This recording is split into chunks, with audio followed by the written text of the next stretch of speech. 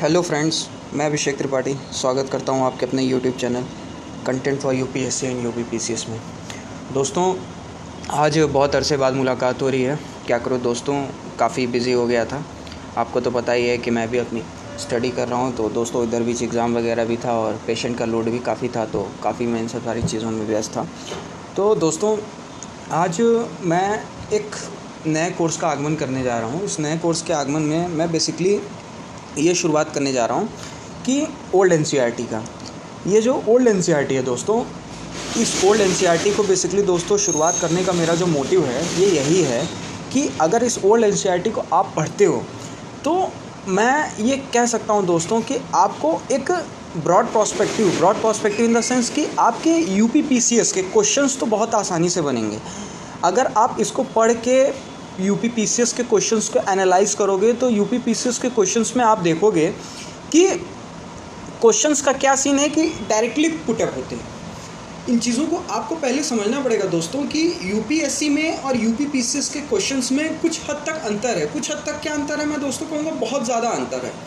तो जब आप ये एनसीईआरटी पढ़ते हो, ओल्ड एनसीईआरटी पढ़ते हो बिपिन चंद्रा, अगर आपका बेसिकली ऑप्शनल नहीं है, हिस्ट्री ऑप्शनल नहीं है, अगर आपका हिस्ट्री भी ऑप्शनल हो और अगर आप कोई और ऑप्शनल भी लेते हो तो भी उसमें जो मॉडर्न का वेटेज है वो काफ़ी रहता है जीएस मेंस में। तो उस वेटेज के हिसाब से आप दोस्तों देखोगे कि जो क्वेश्चंस होते हैं वो डायरेक्टली पुटअप किए जाते हैं। तो अगर आप इस एनसीईआरटी को अच्छे से तैयार कर लेते हो, अच्छे से कर लेते हो, तो आप मतलब मेंस आंसर राइटिंग प्रैक्टिस में आपको काफ़ी सारी अच्छी हेल्प मिलेगी, मतलब एक आपको ब्रॉड पर्सपेक्टिव नॉलेज मिलेगा। तो आइए दोस्तों, बहुत हुई बातचीत, अब शुरुआत करते हैं हम अपना ओल्ड एनसीईआरटी का, बिपिन चंद्रा का, जो बिपिन चंद्रा सर द्वारा लिखा गया है। इसका पहला चैप्टर है दोस्तों the decline of Mughal empire. The decline of Mughal empire पढ़ने से पहले दोस्तों मैं आपको एक इस चैप्टर के सार के बारे में बताता हूँ। ये बेसिकली दोस्तों क्या है कि मानिए ये जो चैप्टर है, इस चैप्टर का नाम है the decline of Mughal empire. तो इस डिक्लाइन ऑफ मुगल एम्पायर में आप देखेंगे बेसिकली दोस्तों क्या है कि औरंगजेब के मरने के बाद जो लेटर मुगल्स आते हैं उसके बाद हमारी मॉडर्न इंडियन हिस्ट्री शुरुआत हो जाती है। क्यों? क्योंकि जब तक औरंगजेब ज़िंदा रहता है तब तक मुग़ल सल्तनत का एक अलग ही दबदबा रहता है, लेकिन कुछ औरंगजेब की किए की करनी की भी देन रहती है और उसके बाद के जो लेटर मुगल्स आते हैं वो इतने ज़्यादा इनएफिशिएंट होते हैं कि मुग़ल एम्पायर का डिक्लाइन हो जाता है। तो इस चैप्टर की शुरुआत करने से पहले मैं चाहूँगा कि इसको समझने से पहले आप 3-4 पॉइंट पहले से अपने दिमाग में बिठा के रखिए कि हमको इस चैप्टर का कोर क्या मिलेगा। कोर इन द सेंस कि आप देखोगे यहाँ पे क्या है कि आपको मिलेगा सबसे पहले role of Aurangzeb.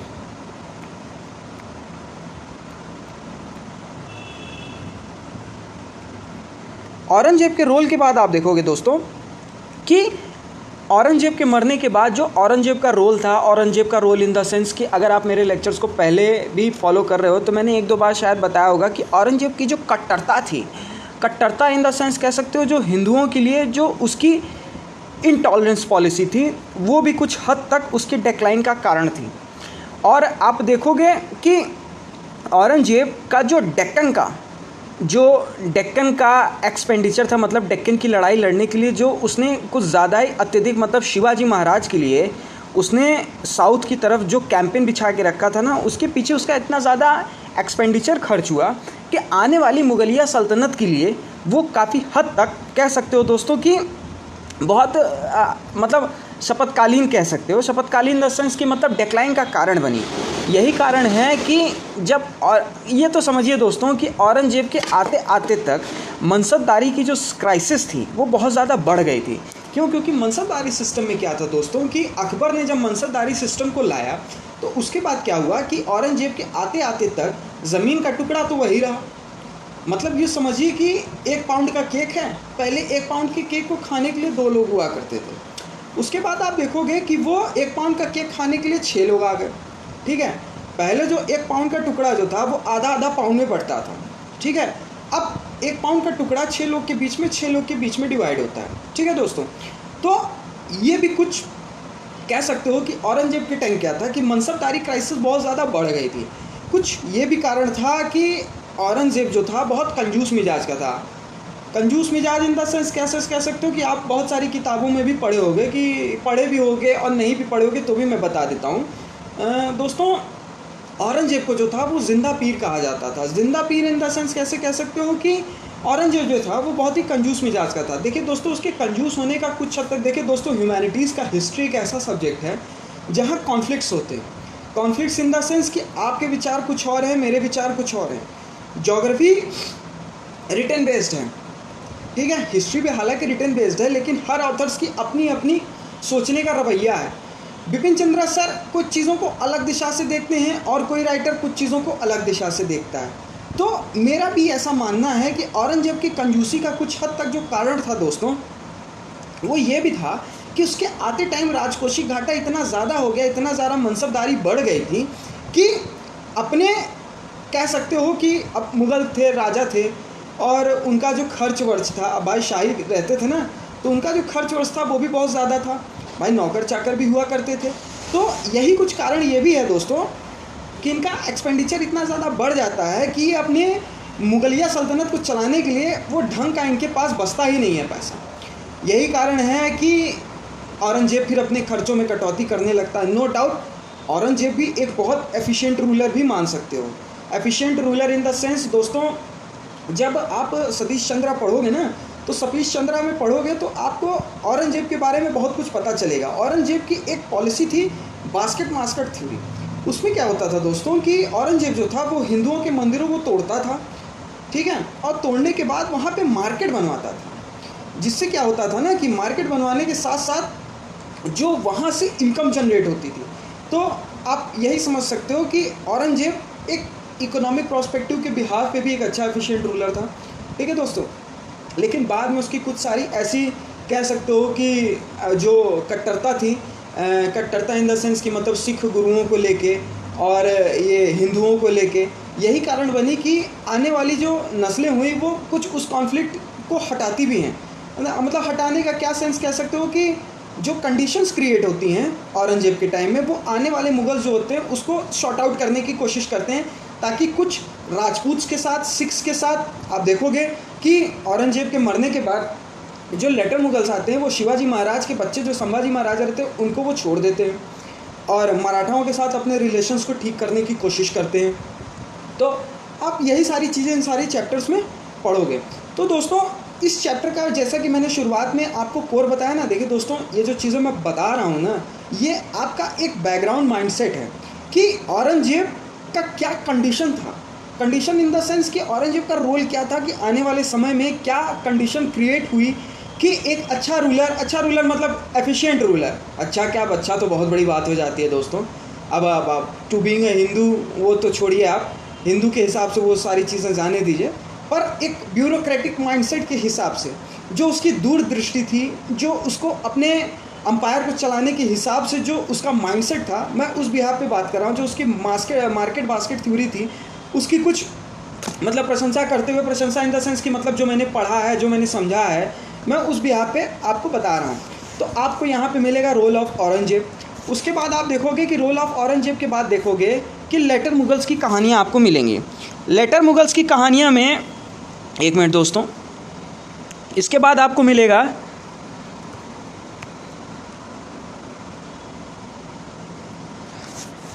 Letter Mughals. Letter Mughals में आप देखोगे दोस्तों कि जो औरंगजेब के बाद के जो रूलर्स आते हैं, औरंगजेब के बाद के रूलर्स, देखिए दोस्तों, औरंगजेब के मरने के बाद क्या कंडीशन क्रिएट हुई कि औरंगजेब था वो काफ़ी लंबे समय तक राज करता है। तो औरंगजेब खुद ही मतलब कह सकते हो कि काफ़ी ओल्ड एज में मरा। तो औरंगजेब के मरने के बाद खुद ही उसके पुत्रों में विद्रोह होने लगा था। पुत्रों में विद्रोह इन द सेंस देखेंगे कि उसके 3 पुत्र थे। 3 पुत्र जो थे वो खुद लड़ने लगे, झगड़ने लगे। भाई मुगलिया सल्तनत की गद्दी पे भी तो किसी को बैठना है ना दोस्तों। एक चीज़ याद रखिएगा दोस्तों, इतिहास में गद्दी से ज़्यादा पावरफुल कोई चीज़ नहीं होती है। पहले के ज़माने में मैरिज अलायंस बिटिया दाव पे क्यों लगती थी, मैरिज अलायंस क्यों किया जाता था जानते हैं? ताकि अगल बगल से हमारे रिश्ते मजबूत रहें और हमारी सल्तनत चलती रहे। समझ रहे हैं ना दोस्तों? तो गद्दी का बड़ा महत्व है तब से लेकर आज तक। आज भी प्राइम मिनिस्टर ऑफ इंडिया की जो कुर्सी है वो बहुत पावरफुल मानी जाती है, ठीक है दोस्तों। तो तब से लेकर आज तक गद्दी का जो महत्व है ना वो बहुत ज़्यादा है। तो गद्दी के लिए ना बाप को देखा गया है, ना भाई को देखा गया है, किसी को नहीं देखा गया है।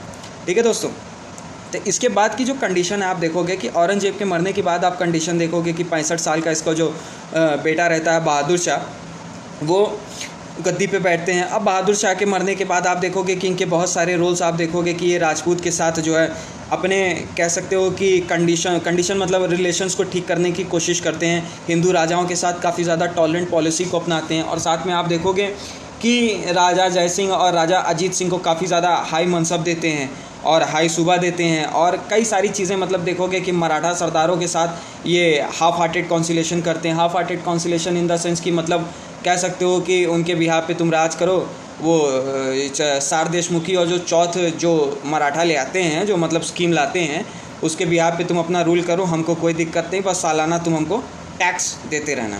तो आप ये कंडीशन देखोगे। उसके बाद जो कंडीशन देखोगे दोस्तों कि मुग़ल के डिक्लाइन का कुछ कारण जो था वो दोस्तों ये दूसरा था लेटर मुग़ल। अब इसका तीसरा कारण आप देखोगे फॉरेन इन्वेजन में क्या देखोगे दोस्तों कि एक चीज़ याद रखना दोस्तों, इतिहास सभी विषयों की माँ है। ये मैं शुरू से गला फाड़ के चिल्लाते आ रहा हूँ और आज भी कह रहा हूँ, और शायद इस बात को कोई नहीं बदल सकता कि history is the mother of all subject. ये चीज़ याद रखिएगा दोस्तों, जब भी आपका सेंटर कमज़ोर होगा, जब भी आपका केंद्र कमज़ोर होगा, तब बाहर वाले को मौका मिल जाएगा आक्रमण करने का। जब जब दिल्ली कमज़ोर हुई है, अय्याशियों में लिप्त हुई है, तब तब उसने झटके खाए हैं। झटके इन द सेंस कि इन्वेजन्स हुए हैं। इन्वेजन के कहने का मतलब नादिर शाह आया, अहमद शाह अब्दाली आया, पानीपत की लड़ाइयाँ हुई। क्यों लड़ाइयाँ हुई? क्योंकि सेंट्रल कमज़ोर था, उनको मौका मिला इंडिया में घुसने का। एक चीज़ याद रखिएगा दोस्तों कि इस सारे बैकग्राउंड को देखने के साथ ही अपना जो कॉन्स्टिट्यूशन डिज़ाइन किया गया है ना दोस्तों, यही कारण है कि प्राइम मिनिस्टर ऑफ इंडिया को, सेंट्रल को, बेशक आज अपने स्टेट और सेंटर के बीच में एक फेडरलिज्म का कंसेप्ट चलता है। फेडरलिज्म मतलब संघवाद का कंसेप्ट चलता है कि दोनों तालमेल के साथ काम करते हैं। लेकिन आज भी कुछ हद तक पावर सेंट्रल को ज़्यादा दी गई है इन कंपैरिजन स्टेट। देखोगे कि आज भी जो अंतर्राष्ट्रीय संबंध हैं, जो डिप्लोमेटिक रिलेशंस की बात होती है, जैसे क्वाड हो गया, G20 हो गया, ये सारी जगह पे आप देखोगे कि इकोनॉमिक फोरम्स में जो होता है वहाँ पे सेंट्रल ही पार्टिसिपेट करता है। प्राइम मिनिस्टर ऑफ इंडिया ही जाते हैं पार्टिसिपेट करने के लिए। ऐसा नहीं है कि किसी स्टेट को लोन की ज़रूरत पड़ेगी तो उन्होंने डायरेक्ट IMF से गुहार कर दी, यूपी के किसी मतलब इंडिया के किसी भी स्टेट को ज़रूरत पड़ी उन्होंने IMF से गुहार कर दी, या वर्ल्ड बैंक से कह दिया कि हमको मदद कर दो, पैसे रुपए की मदद कर दो, बदले में जो आपको ज़रूरत पड़ेगी हम आपकी जो है नॉर्म्स को मानने के लिए तैयार हैं। तो ऐसा कुछ नहीं होता दोस्तों। ये सारी चीज़ें जो होती हैं वो सेंट्रल के हाथ में होती हैं। तो यही कारण है कि मुगल्स जो कमज़ोर थे उसके बाद फॉरेन इन्वेजन हुए। फॉरेन इन्वेजन के साथ साथ आप देखोगे कि आते लूटपाट करने के साथ साथ दोस्तों कोहिनूर भी लूट के लेके गए। कोहिनूर लूटने के साथ साथ आप देखोगे कि नादिर शाह लेके गया, फिर नादिर शाह से जो है कोहिनूर आमिर शाह अब्दाली को मिला। तो आप यही सारी चीज़ें देखोगे कि जब जब अटैक हुआ, आते लूटपाट करते, सोमनाथ मंदिर को तोड़ते, और भी कई सारी ऐसी चीज़ें थी, हिंदुओं के मंदिर को लूटते पाटते, फिर उसके बाद चले जाते। अब बेसिकली दोस्तों ये जो अटैक था ये नॉर्थ वेस्ट फ्रंटियर से हुआ करता था। North west frontier in the sense दोस्तों, एक मिनट रुकिए मैं आपको मैप से दिखाता हूँ।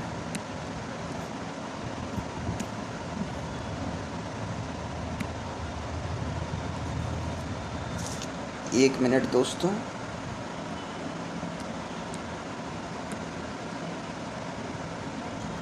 ये रहा दोस्तों अपने भारत का नक्शा। तो इस भारत के नक्शे में दोस्तों आप देखोगे कि अपने इंडिया में जो था इस रीजन को नॉर्थ वेस्ट फ्रंटियर रीजन बोला जाता है। नॉर्थ वेस्ट फ्रंटियर रीजन, ये रीजन जो आप देख रहे हो, ये इसको नॉर्थ वेस्ट फ्रंटियर रीजन बोला जाता था। तो बेसिकली क्या था दोस्तों कि यहीं से फॉरेन अटैक हुआ करते थे दिल्ली पे।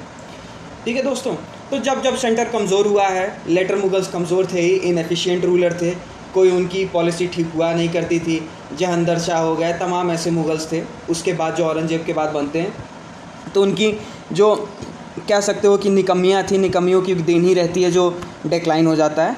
तो फिर दोस्तों इस फॉरेन इन्वेजन के बाद आप देखोगे कि फॉरेन इन्वेजन के साथ साथ आप देखोगे कि disintegration of the Mughal empire. Disintegration of the Mughal empire in the sense कि आप कह सकते हो कि औरंगजेब जब तक ज़िंदा था तब तक क्या था, एक मिनट रुकिए दोस्तों, पहले मैं यहाँ पे लिख देता हूँ। इस इंटीग्रेशन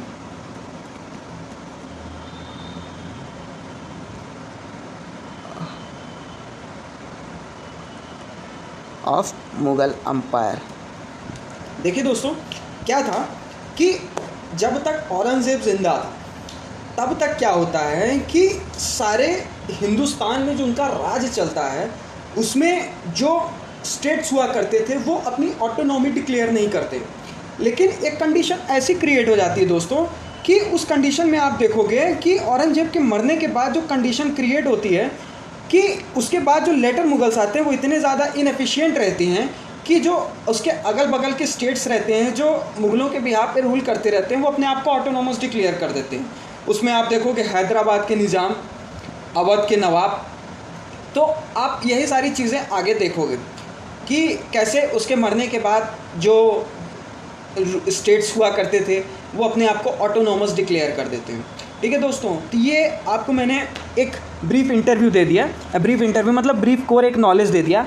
इसके बाद अब जो हमारा नेक्स्ट वीडियो आएगा इसमें हम decline of Mughal empire chapter 1 शुरुआत करने जा रहे हैं। ठीक है दोस्तों।